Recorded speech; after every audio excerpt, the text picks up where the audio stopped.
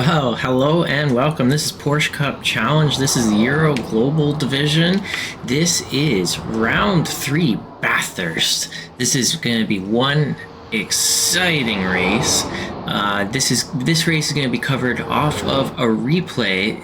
So what exactly happens has already happened. So there's going to be a little bit of a lack of replays. We can't do a replay within a replay. It loses track of where it's at. Just to let everybody know beforehand, hey, I want to see what happened. Flashback to what happened right there. There's a little bit of a downside of doing it in the replay. I always love doing it live for those key functions. It's just life and it gets in the way sometimes. So this is the best that we got. And you know what? It's still going to be a hell of a race for all of these drivers that are participating. Here is now Adam Schmidt in his qualifying. You can see on that track map exactly where everyone is. You can see, sorry, I'm just moving that microphone down a little bit so I can see that track map as well. Want to be able to see the track map. This is Adam Schmidt just going down that hill. You have 3.5 minutes left in the open qualifying. We've recently shifted to open qualifying just because open qualifying is a lot of fun. Why would anyone want to do close qualifying? Even in bigger fields, bigger grids, it's sometimes it's that chaos. You absolutely love open qualifying, and then other times you absolutely hate it. And that emotion that it draws out of you, you know what? That's what we're looking for when we're racing, isn't it? It's just that hopefully people don't feel too badly and want to keep coming back, even though it sucks.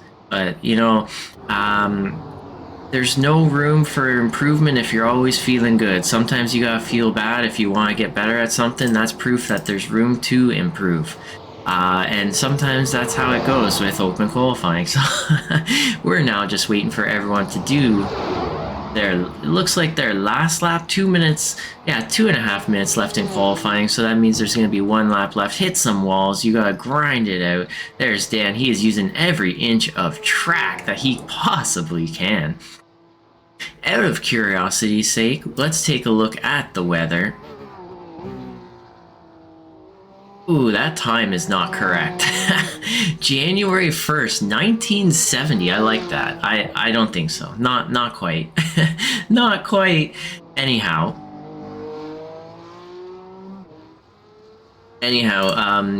26 Celsius ambient temperature and 28 Celsius track temp. So that gives you a pretty good reference of how fast or how slow or whichever everyone's doing out there. Dan is almost done his qualifying lap. Looks like Adam's gotten a nice draft. He's gonna be so this is how Adam got such a fast lap. Maybe let's see, I think this is Alistair directly in front of him. Yeah. Does Alistair pull over and let Adam have the lap, or does Alistair hold through and finish his lap? Alistair Pollock here. I'm going to bring up full names so you can see their first and last name. And there you go. That is exactly that. There you go. Now I understand how Adam got such a fast lap. As you can see, my name there is Michael McLeod. This is me as your broadcaster commenter. So I did actually participate in this race, but because I was focusing so much on my own race, I don't really know what happened to all the others. And they're almost losing it on that final corner. So 50 seconds left. Emil is going to be able to finish off his lap. He's one of the last few remaining. There I go. I'm coming down that hill. Not such a good time. Does Emil pull through? What does Emil get there? Wow, 2:06.1. So blazing fast times for all of these guys. Holy smokes. You know, that's exactly what I was saying, is I don't actually remember what happened to the other guys. There's my car not looking so good, banging off of some walls.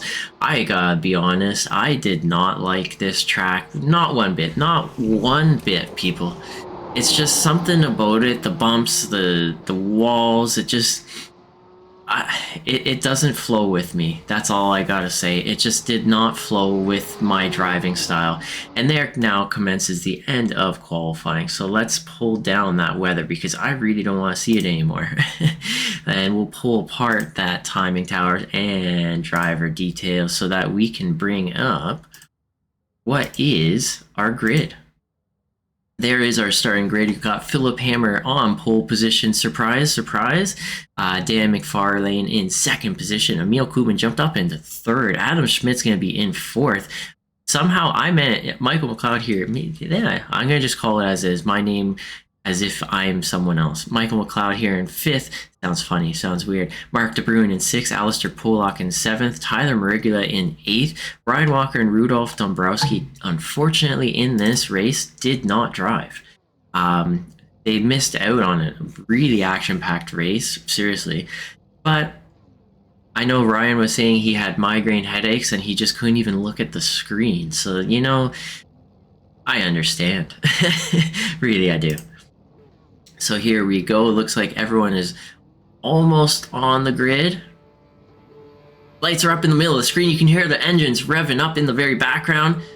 Lights are off and away we go. Oh, and Dan, oh my gosh. Dan is bleeding positions right from the get-go. That's bringing Emil Koopmans up into that very front lead pack there. So I've gotten up into, Michael McLeod, sorry, has gotten up into third position. Adam Schmidt in fourth. Adam Schmidt, not the greatest start either. So Dan now all the way down. We're going to pull up that timing tower. There is Dan. He's in fifth from second position. So that is a lot of spots to lose. Michael McLeod going forward, the inside line, having back out as they go up through turn two. These walls absolutely treacherous, as I was saying. These guys mostly behaving, and there is Philip Hammer going through the cutting with Emil Koopmans directly behind. I'm going to bring up intervals to show you how close everyone is. What I had on the time tower was previously best time. Yeah, we don't want best time. We want to see how close are these guys to each other. You can see as we go through the top of the mountain, this is what separates the there you go, Michael McLeod off the track, and that is not going to do him any good. The mountain is absolutely what separates the boys from the men from the boys, whichever way you want to look at that one. And Michael McLeod going off the track there, and that is bleeding him some positions. So he's had a excellent start. Oh, and there is Mark DeBruin a little bit into the wall, and that's allowed for that pass. Mark DeBruin, Alistair Pollock, and Tyler Marigula just a little bit behind. Here we go through the chase. For the very first time, Michael McLeod in the lead. Mark DeBruin in second, lead of this pack, mind you, not lead of the race. And Mark DeBruin holding off Alistair Pollock. Not able to make that pass from that pink dinosaur machine. I love that paint. Absolutely love it. So now we have, compared to where these people started, these drivers started, and oh, is Alistair going to be able to go up the inside into turn one? This is an interesting place to make a pass. Does he make that dive? He really goes for it, and that is going to possibly lose the draft to the driver up ahead, Michael McLeod, and bring Tyler Marigula into this battle and make it a three-way battle for position 6 here. Alistair not able to hold on as they accelerate out of that corner, and what that means is Mark DeBruin is still ahead as they head up the mountain for the second time, not the very first time, the second time heading up this mountain. This is going to be going through the cutting right here. You gotta get as close to the walls on both sides as you possibly can. Use that elevation to compress that suspension and just hook that car around. I'm going to head a little bit further up the field right now to Dan McFarlane, who is going blazing fast. This is one of Dan's favorite tracks. You can see Emil using every inch, these guys using every inch of the track, going as close as they possibly can to the walls. There is Philip Hammer, Emil Koopmans. Emil is not going to be leaving Philip alone on the mountain. You know, to be this close on that mountain, every inch hitting that apex wall, hitting that exit wall almost just inches away. That is bravery, absolute bravery, and that is the difference from first to, you know what, first to fifth. That level of bravery. Is Dan gonna go for a pass? Oh, he thought twice about it. He backed out. Does he go for the dive? No, he's gonna wait it out. So currently I've got on my timing tower. Philip Hammer is exactly where he started, in first position. Surprise, surprise, car number 60. In the Impulse Racing livery here, there is the Apex Missers. We miss all of the other Apex Missers that used to race with us. I hope they come back to us one day, someday. But anyways, on to here, Adam Schmidt. Wow, look at this. Dan McFarlane wants those positions back. As I was saying, Philip Hammer is exactly where he started. Emil Koopmans is up one position. Adam Schmidt is up one position. And Dan is down 2 positions. And everyone else is exactly where they started on that starting grid. So here is, wow, Emil Koopmans is closer than ever, and then a little bit further back, this is Dan, who's closer than ever as well. This is the most risky place. This is where you gotta trust that driver that is right in front of us. You gotta risk it for the biscuit and not let him get away. The closer you are, the little bit more of a draft effect you're gonna have. And it's just going to help you possibly make that more strategic pass rather than send it and crash. You don't want to do that. You know, that's what's so fascinating about racing, is sometimes the best drivers, they have that mental calmness about them. No matter how much pressure they're under, just like this. So with Emil Koopmans, wow, they're almost pushing each other through the corners, exiting Forest Elbow right here. Emil Koopmans definitely at 3/4 tenths behind is close enough to maybe make pass. And a little bit further back, there is Adam Schmidt. He's still in the lead of Dan McFarlane.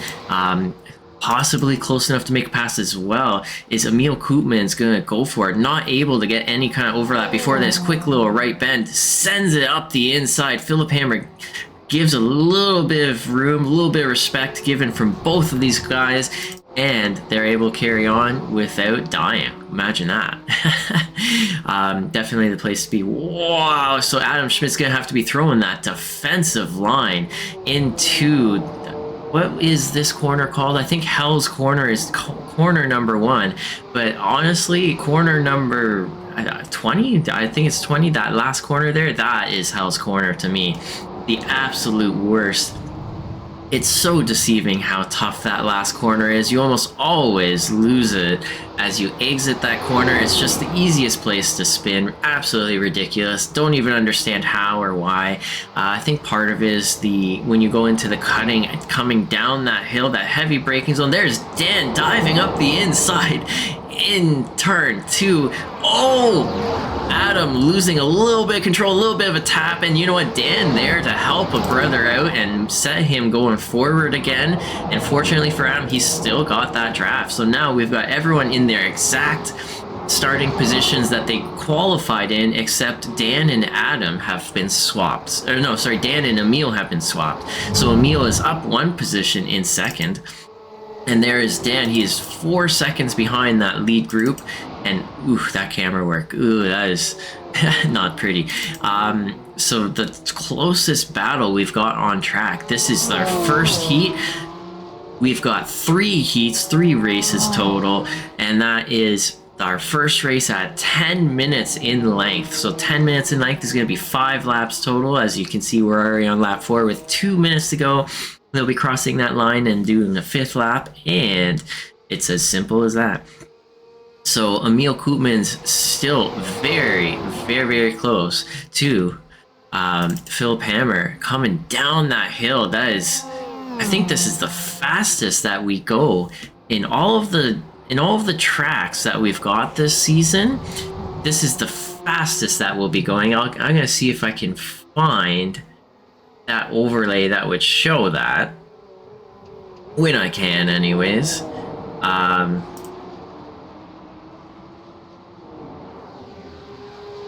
There we go. There we go. I want to show that. We've got Emil Koemans. There is a picture. He is from the Netherlands. Philip the Hammer. I'll go one further up. There is a picture of Philip the Hammer. There is a picture of his car. He's been nice enough to update that and make it look nice and pretty for when we're watching. Adam Schmidt's now under fire. There is a picture of Adam Schmidt. Get to meet our drivers as we run through the list. Michael McLeod going round the outside lane position. Adam Schmidt defending. Oh, and just not able to make it stick and not able to hold on to that one position up. So Mike McLeod's going to be in 5th spot still as they head through the cutting. And hey, look at that. That's a nice car. Honda S2000 on the track. I like that. That was mine at one point. I got I missed that car. Anyways. Oh, just as I went to Mark De Bruin to find out how that battle was going between Mark De Bruin and Alistair Pollock, and it was a battle of who blinks first, and there is Mark De Bruin.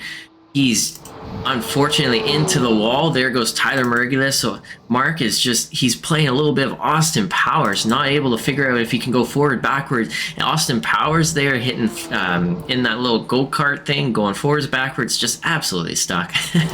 So next close battle, of course, is Philip Hammer as he's heading down the hill towards the chase. This is going to be our final major braking zone and major opportunity to pass as they exit using every inch of track, even a little bit of grass, to stay ahead. Emil Koeman looking on the inside, not gonna be able to get there. That would be the dive bomb of the century. And so it's glad that he pulled out when he did. There is Dan coming across in 3rd position. Both those drivers setting very fast laps. Wow, and even Dan. Here's Adam Schmidt. He's gonna be ahead of Michael McLeod. There we go. And here comes Alistair Pollock in the pink dinosaur machine. I absolutely love that. And there is Tyler Mergulis. He'll be coming into the final corner and going across that finish line any moment now. And that will be the end of our first race of 10 minutes. Qualify and see if you've got the pace and consistency to basically show you belong where you qualified. Now this begins our 15. Here we go. This begins now our 15-minute race with a reverse grid top 4. Let me see if I can bring. There we go. I'm gonna get rid of that timing tower because we really don't need that right now. And this begins our 50-minute reverse grid top 4.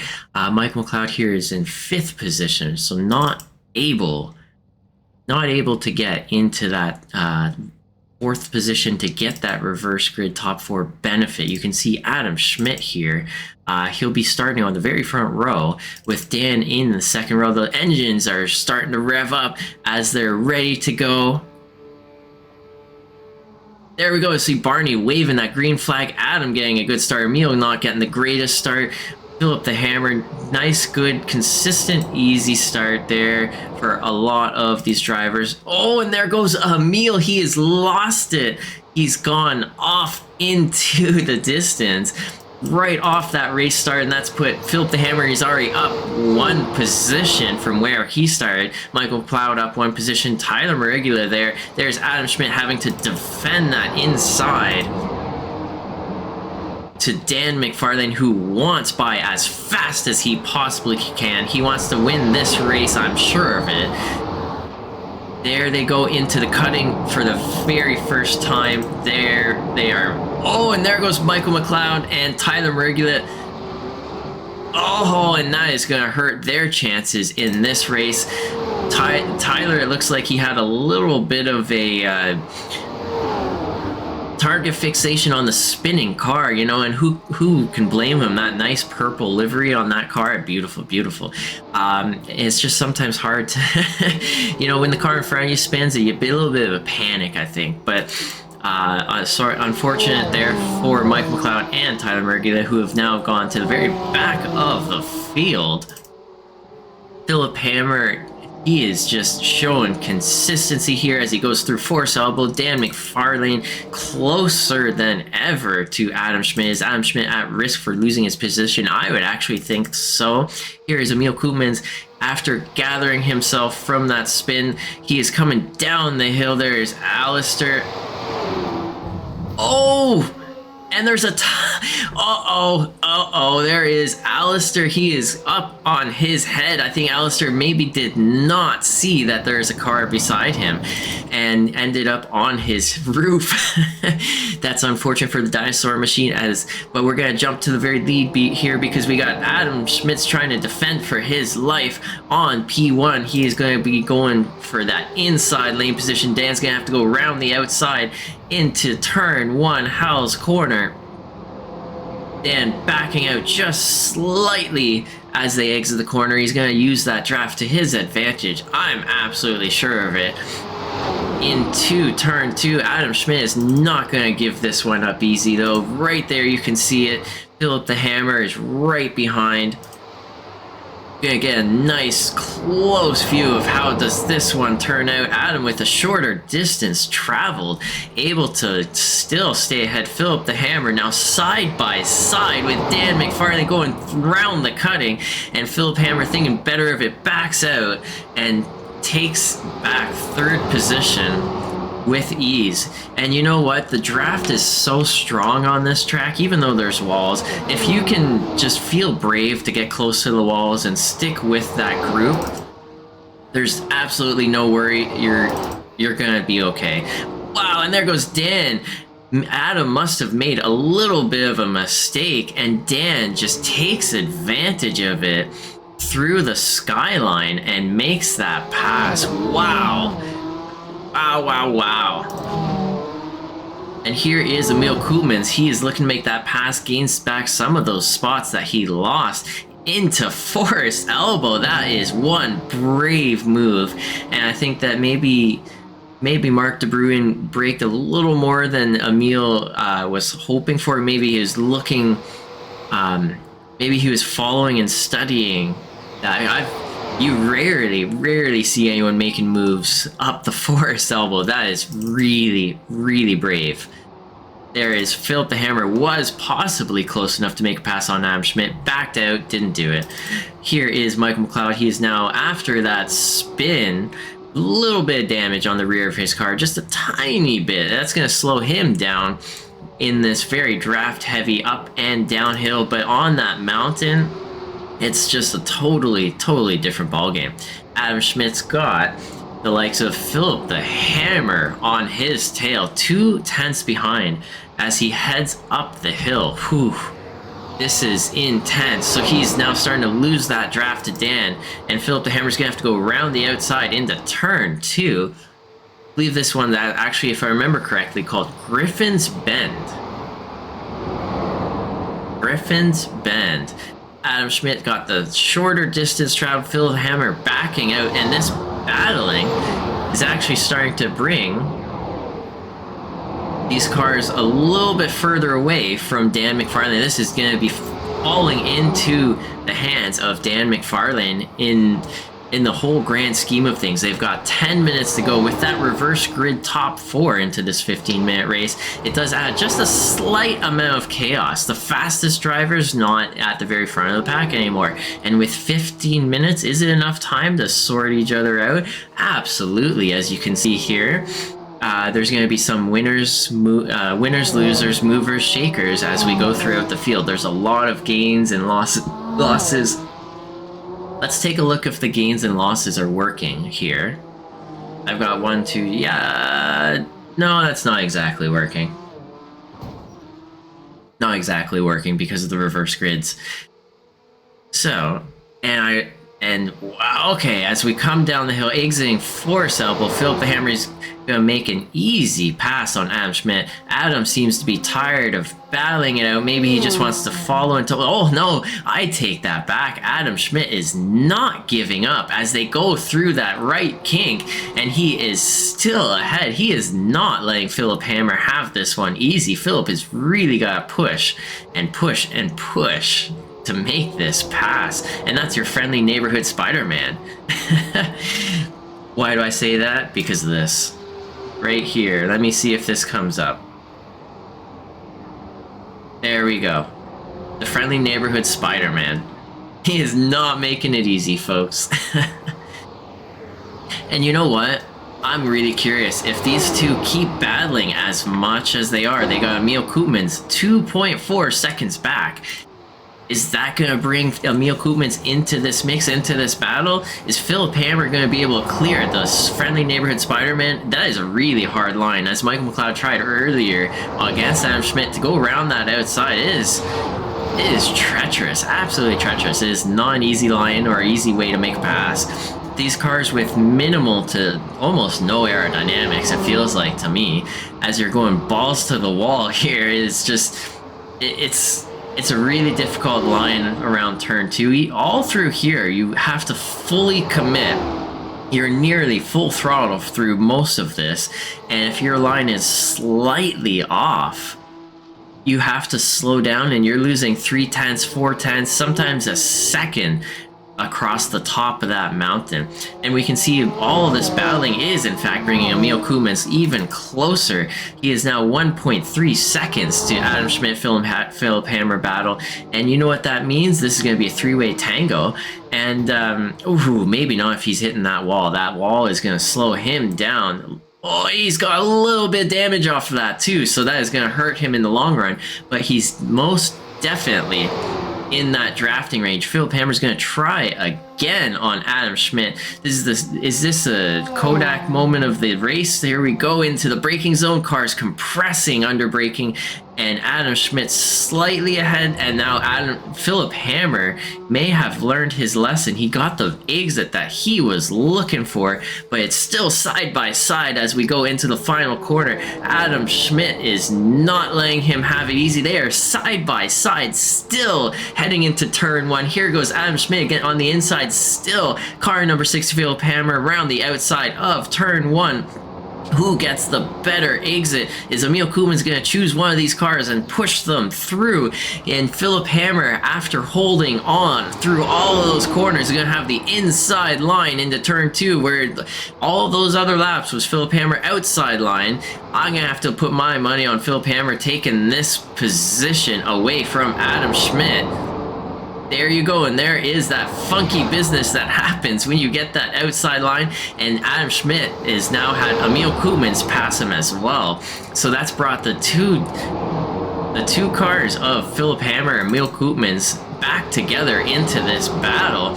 With the front damage though that Emil has on his car, I'm doubtful he's going to be able to make any kind of passes, but at least he's got that draft, and at least he's now ahead of Adam Schmidt. We got 5 minutes remaining. Now I'm going to just take a quick look at Dan McFarlane. All of that battling is really giving him a comfort cushion here. 5 seconds. That is an incredibly large gap to have. So, that... Off track selected color. Perfect. So... yeah, that is 5.4 seconds, so he is quite far up ahead. And that is a lot of comfort. With 5 minutes to go, it's really unlikely in just 2-3 laps that a driver's going to gain 5 seconds. So Emil Koopmans, he is challenging Philip Hammer. Wow! Diving up the inside, under braking, just not able to get the exit. You know, that's one of the funny things about racing. The tires, the suspension, cars, physics in general.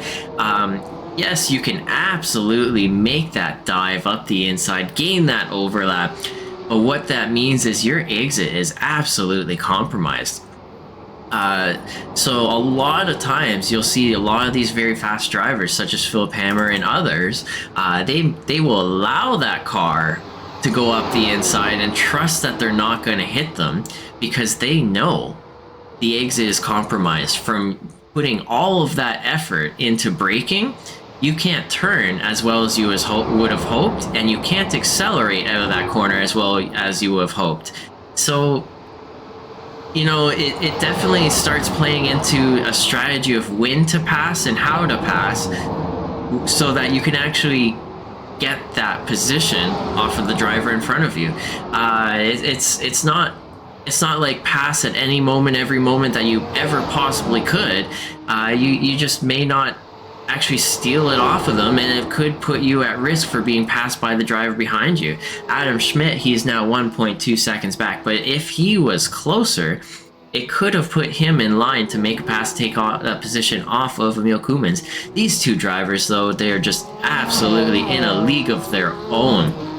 With damage on his car, Philip Hammer, and well, no damage on Philip's car, but damage on Emil's, they're able to start breaking away from Adam Schmidt, who equally has a draft to these cars, but not anymore. 4 tenths lost out of the exit of Forest Elbow, and that can show you how just one mistake with these drivers at the very front of the field, and you can lose that draft and just lose the race. Hey, let's be honest.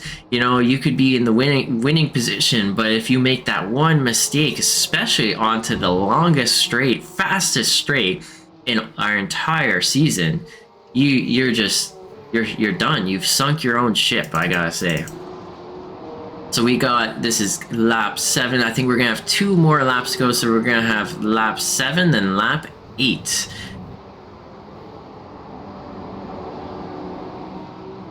I want to figure out position car number. There you go. Position car number. Oh, there we go. Now, next time I'll figure out how to put some color onto that track map. So let's do initials. There you go. Now you can see on the track map how far. Who is AP? AP is Alistair Pollock, so he's had a little bit of a struggle. He's been on the struggle bus.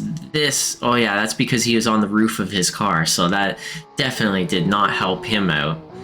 Tyler Marigula is here just crossing that start-finish line after his spin. He's definitely on his own struggle bus there. There is Mark De Bruin. He's going through the cutting right now. A little bit of scrapes and bruises, and you know what? With this track, if you're not hitting those walls, scraping that car, you're not trying. You gotta go faster, and you gotta push it just a little bit more. That is actually the way to go. If you don't have the scrapes on your car, you know, what are you doing out here? You gotta go for it. You gotta take that risk. You gotta send it, and it's the best way to learn, right? So I'm gonna head right up to here. You can see on that track map exactly where Dan McFarlane is. He's lost about a second and a half of gap to Philip Hammer and Emil Koumans, and that is incredible pace. I'm gonna bring up, here we go, this is the battle box. There we go. There is the battle box. You can actually see,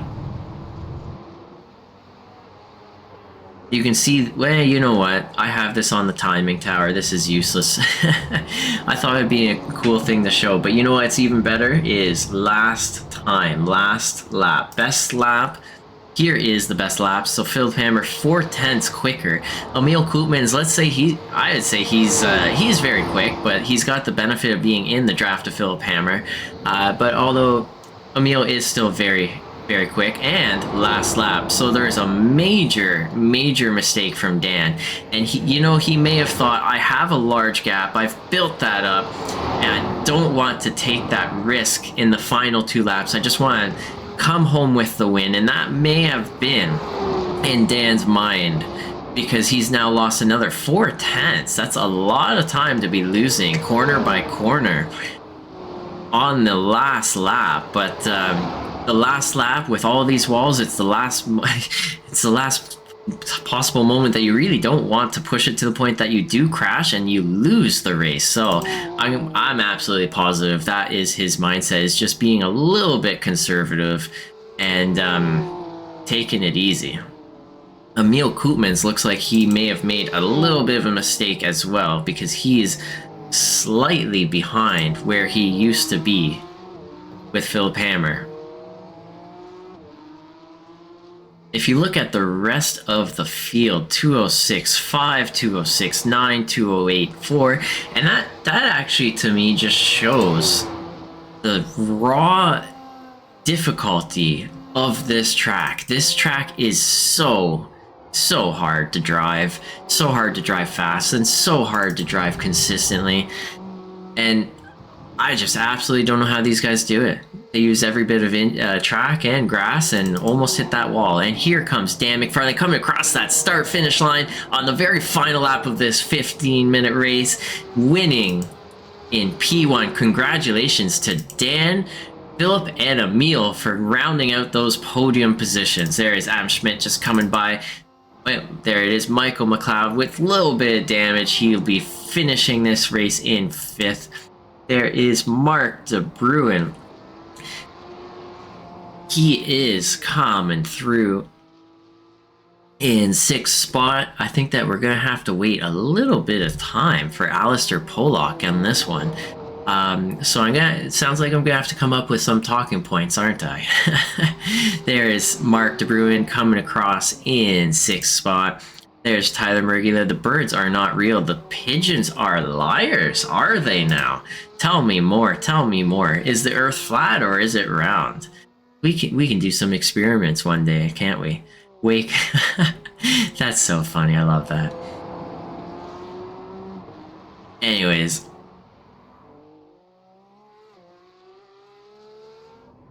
Oh. Come on. Come on. What are you going to do? Come on, Tyler. What you going to do? What you going to do? What you going to do when they come for you? Ghostbusters? I know you're going to do something silly. Let's see what you got. Oh! Double backflip South Cow. Oh yeah, let's go. Anyway, so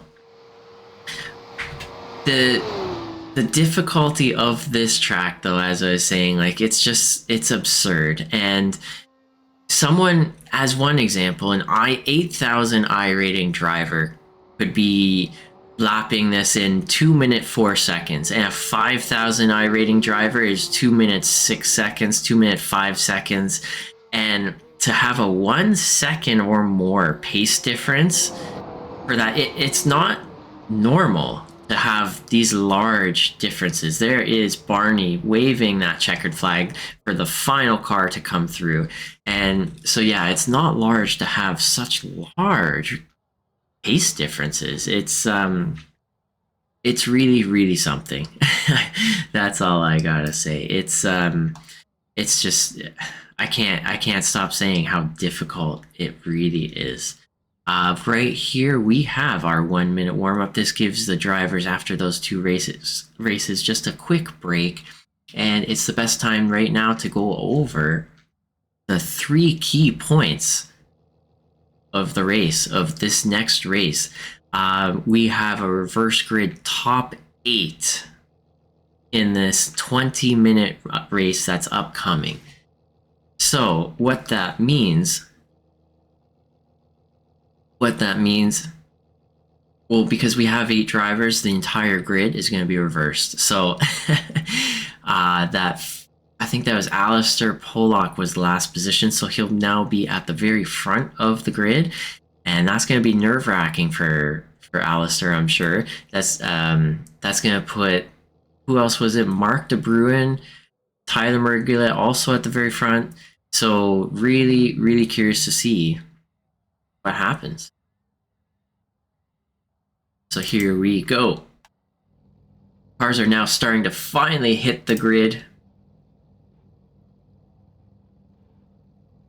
And by the way, guys, if you want to, you can always go into your SDK overlay driver information app. If you download it off of the SDK website, driver information app, you can change your name, your flag, every bit of information. And here we go. As the drivers are revving up their engines, ready to go. Here we go.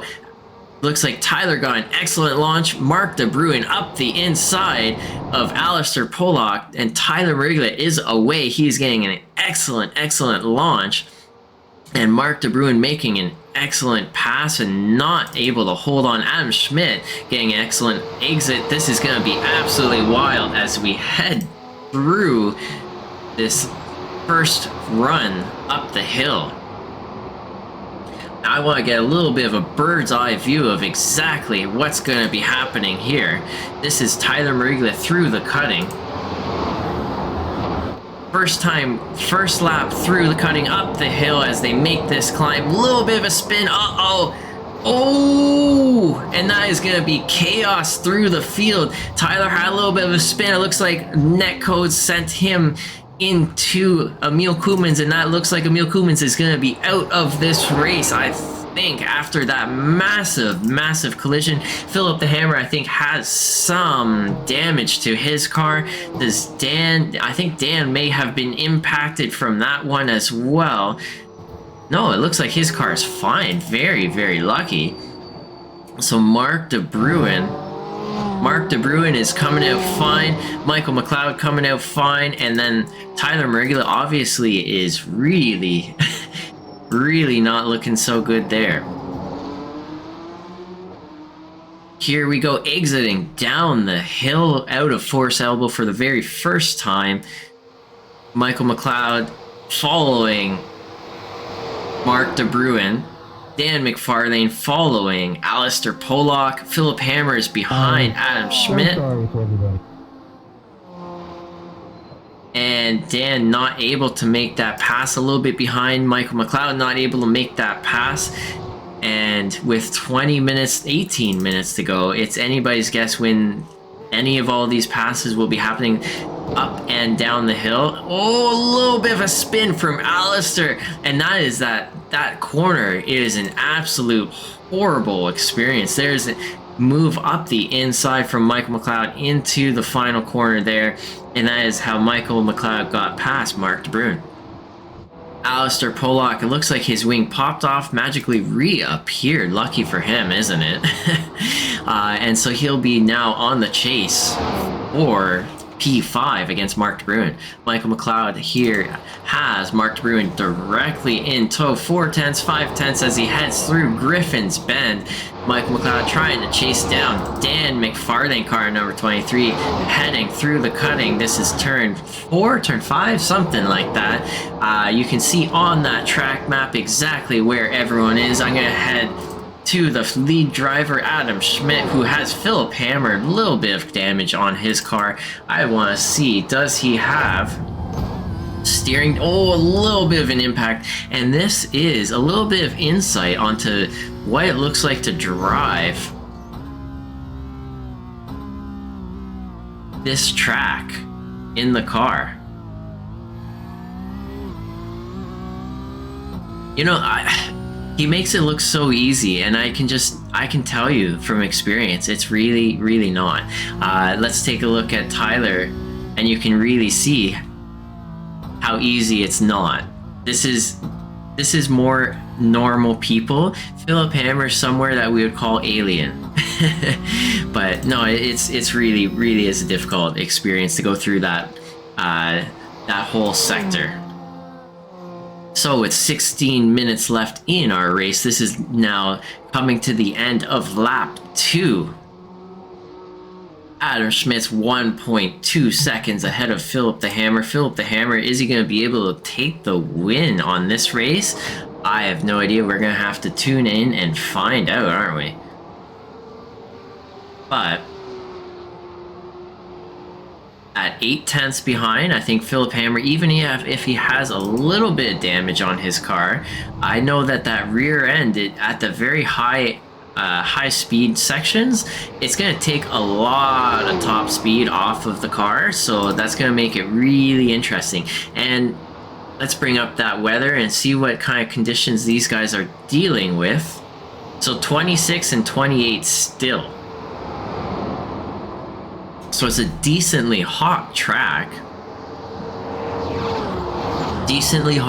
So it's gonna be quite hard with the sun going down, the lights coming on. And you know, this track actually doesn't have any lights on the track. The only lights that these guys have is from their car. So take a look at this. Oof. You can see the sun's starting to set. We have 15 minutes of racing to go, and The only thing that lights their way is going to be the headlights of their own car. Ooh, that elevation change of the cutting, that is something else. Absolutely something else. So Dan, he is 1.4 seconds back as he's going through Forest Elbow and onto that long straight. At 1.4 seconds, he absolutely has the draft to these lead drivers here of Philip the Hammer and Adam Schmidt. So it's going to be super, super interesting if Dan can make up that time. And you know what? If anyone can do it, I bet you that he can do it. Here's Alistair Pollock after that funny spin in the last corner. It looks like he's made up a little bit of time to Mark De Bruin. He's absolutely in that draft range, making use of that draft. Some damage, as you can see, on the rear end of Alistair's car. It's not going to help him long term, but hopefully that draft will set him right and bring him right through. Dan, I think, got the luckiest out of everyone. I think that he had a car make contact with him there in that massive, massive chaos. I gotta say, Emil Koopmans, he was the...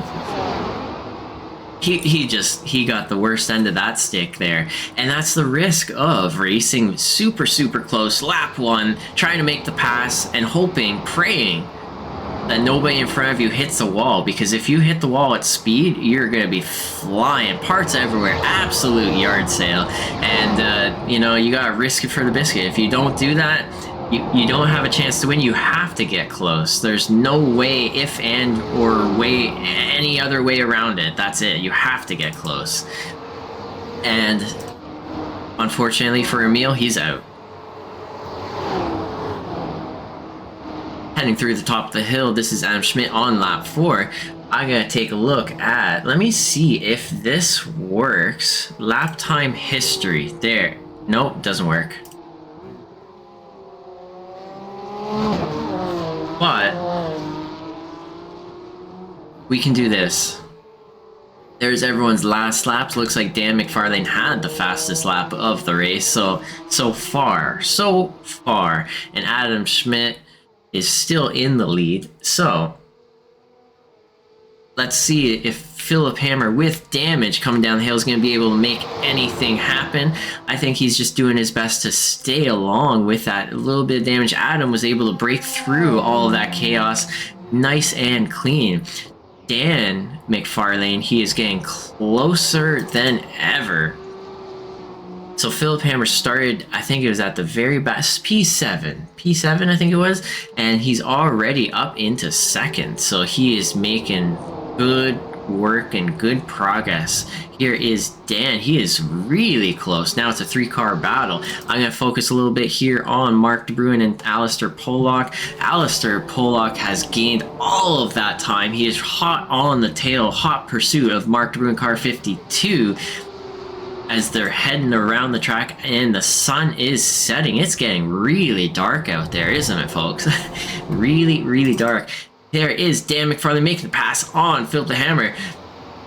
And there is exactly where that aerodynamic damage is at play. And it's going to hamper Philip's progress as he tries to make his way to the very front. Dan just able to, with a clean car, make a nice, easy pass. So this is, as far as I'm concerned, this is going to be Dan's race to lose with 10 minutes to go. Oh, a little bit of a... Oh, and that is not going to help. If he has steering wheel damage off of that, no, his steering looks fine so far. So, oh, a little bit of a pop into that wall. But as far as I'm concerned, this is Dan's race to lose. He is in the perfect conditions to take another win. He was P1 in the second race and has the perfect opportunity to get P1 again in the third race. So he started in the last position and is already in second. Absolutely wonderful drive from Dan so far. Here's Alistair Pollock and... Oh, as we exit Forest Elbow, they're going to be side by side in a drag race down the hill, and they're going to have to battle their way through that right kink. under heavy braking, sort out who's gonna get this position. Mark De Bruin is actually able to brake a little bit ahead, and I think that's gonna be a huge advantage for him. Alistair Pollock not able to hold on to that overlap as they head into that braking zone. Mark De Bruin is still ahead. And look at him going. It looks like they both have somewhat equal aero damage, so that may be playing a factor that's holding them both together in this battle here right now. I'm gonna head up to Adam Schmidt. He's got Dan McFarlane. He's gonna have to go round the outside through turn 2. As we've seen, that's been very low success rate. So is Dan gonna try it? He's not. Oh, he does. He's gonna try. He's gonna go round the outside. He is gonna force Adam to defend that inside. So Dan doesn't want that outside line. So he's learned from the past. He is poking Adam in every other way because it just does not work to go around that outside in turn 2.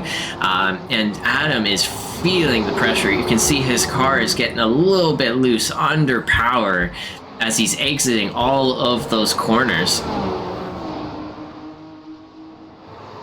And if you look, this is the other battle that's heating up. Mark De Bruin and Alistair Pollock, they've got 8 minutes to go, and it's anybody's guess who's going to round out that 5th position and take it.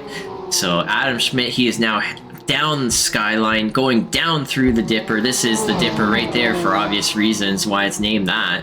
And then Forrest Elbow, I have no idea where they got this one from, but maybe it's the dude who designed it. No clue. But Dan exiting at 2/10 behind.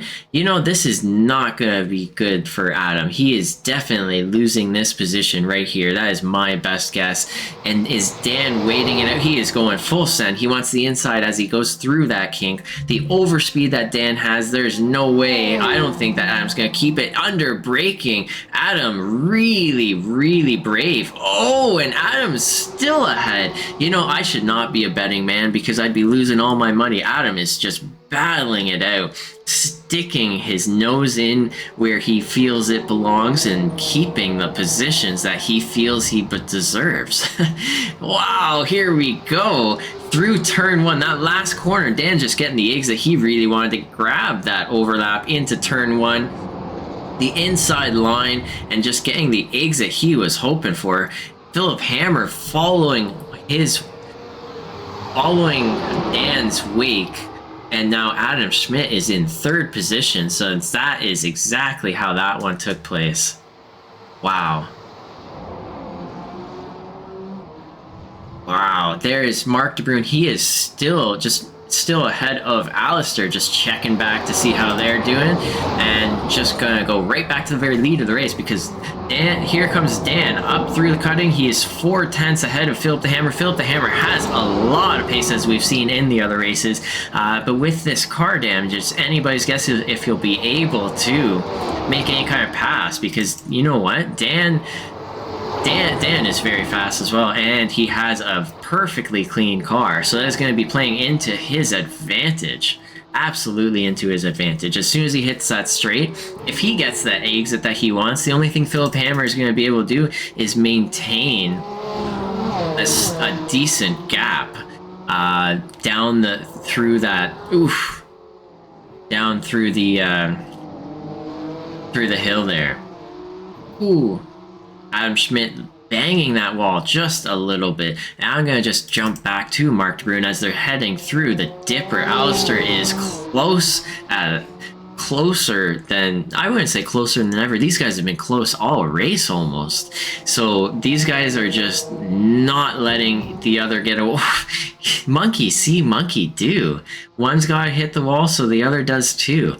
Or is this like Alistair saying, I feel bad that you hit the wall, so I want to smash it as well. We can make our cars look ugly together. Is that it? As we head down the hill, gonna be heading into the kink. Is Alistair gonna make that dive under braking? Alistair is not gonna make that move. And you know what? He only has a few more laps to go. 5 minutes remaining. So that's going to be 1, 2, 3 more laps. He's not going to have a lot of chances. There's not much passing for about half of the lap with a 2-minute lap total and not a lot of passing opportunities in that time other than up the hill, down the hill.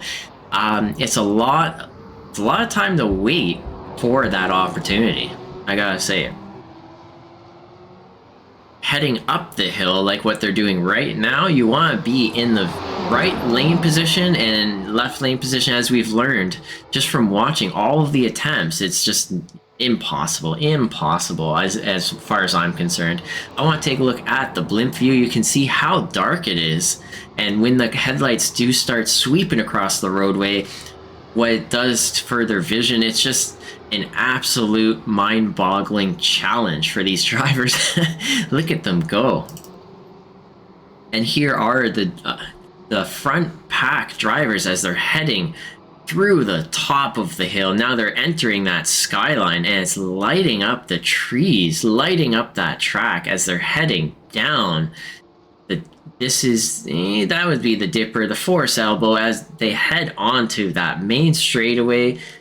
And I want to get a nice close view. Here they come. That is quite a hill. I'm not sure of the exact elevation numbers, but it's quite a drop from the very top of the hill to the very bottom.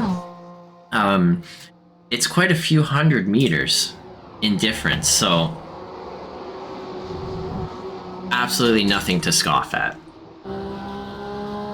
So Dan McFarlane, he is able to hold off Philip the Hammer at 5/10. I've been watching this interval throughout these laps that these guys have done. 2:05.8, 2:05.8, 2:05.8. So these guys are all right around that same pace. So Dan absolutely being the pace setter here at 2:05.8. That is an awesome time. The track temperature has gone down just a little bit. Track temperature's gone down just a little bit, just a hair, just enough for them to go a little bit faster. Is Alistair going to go for the inside move into turn one? Here he is, Mark De Bruin, Alistair on the inside. They're going to be a drag race up the mountain. Mark De Bruin on the inside lane position. He is going to be at a huge advantage. And is Alistair going to back out, or is he going to challenge this outside line? Looks like he's backed out, and he's now in that draft, and he's going to have to find another point in time. Of course, he only has 2 more laps to go. This is going to be a 10-lap race, 20 minutes total with that reverse grid top 8. I'm hoping that Watkins Glen has a whole bunch more cars, and all the other weeks following that have a whole bunch more cars, because you know what, even if there's 30 cars on this grid, this format is absolutely phenomenal, fantastic. The most action-packed racing you'll ever have is with 3 race starts. After 20 minutes, everyone's quite spread out, as you can see. So do you need a longer race? Absolutely not. So that is exactly why we've chosen to do such short races by normal standards, with a 10, 15, and a 20. Ooh, looks like Adam Schmidt may have made a mistake, hit a wall out of force elbow or something. He has lost that draft to that lead group, so he is now 2.6 seconds back. There is Michael McLeod. He is 4.6. Here is Mark De Bruin, 20 seconds back from Michael McLeod. So they are effectively out of a battle for P4. This is the battle for P5, strictly P5. Alistair is there in 6. Tyler Mergula is in the pit. He must have hit the wall once again, and is just using that fast repair. And Emil Koopmans, as we know, is out. Ryan Walker did not start, and Rudolph Dombrowski also did not start. Love the sound of those engines, don't you? Looks like Alistair has that last corner just absolutely nailed. He understands how to get a great exit. There it is into turn 1. Mark De Bruin is just giving the position to him on the very final lap, maybe hoping that he can make a pass back on him coming down the hill towards the chase. And so is Mark De Bruin possibly tired of battling and just want to relax in that draft, make that pass back, take the easy route, or did Alistair really just get the better of him? I don't know, all that pressure building up lap after lap, and it's a lot of pressure. Alistair has been close to Mark De Bruin, so that pressure may have cracked the armor of Mark De Bruin in car 52. Here is Dan McFarland. This is going to be our final lap of the race. Forrest Elbow for the very final time at 4/10 distance. I'm really doubtful that Philip Hammer is going to be able to make anything of it, especially with damage. So there goes Dan McFarlane and Adam Schmidt here. Michael McLeod is 19. How did that happen? I don't even want to look. Looks like a little bit damage on that car. It's just not a good race for a car 15. So we're gonna pass on to that next driver. Just don't want to look at him anymore. There, oh, a little bit bang on the wall. So Mark DeBruin is he? I actually want to take a look first. Here is Dan McFarlane. He is coming across that final corner. Philip Hammer is close, but not close enough. There is Dan McFarlane taking 2 wins at Bathurst. Congratulations, Dan, for two big wins. Philip Hammer in second. There's Adam Schmidt in third. There is Michael McLeod, he is coming across in fourth. The other close battle, there is Alistair Pollock. He was able to stay ahead of Mark Bruin. He is now 7/10 ahead. So he will be coming across that final corner. There it is right there. There is Alistair Pollock. And Mark de Bruin. And that now commences the very end of our race. That's the very end of our race. And so let's pull that down. There we go. And does it pull up? Come on. There we go. Perfect. And there is our final race results. So it looks like Dan McFarlane, 2 big wins tonight. Absolutely phenomenal driving. Dan starting at the very back of the grid, making his way to the very front and taking the win. So that's huge. Lots of points for Dan tonight. Philip the Hammer in second. Adam Schmidt in third. He's saying he loves this track after all of his days driving Forza. Michael McLeod in fourth. Alistair able to sneak by Mark de Bruin at the very end there, with Mark de Bruin in sixth. Tyler Mergen in seventh. Emil Koopman's just getting the real bad end of the stick on that one in eighth, and the rest didn't start. And there we have it, folks. That is our Bathurst Euro Global Division. And I guess I'll see you guys all next week. Hope you had a good time watching this. And yeah, I'll see you all later. Have a good evening, have a good night, have a good morning, wherever it is. I'll see you later. Bye.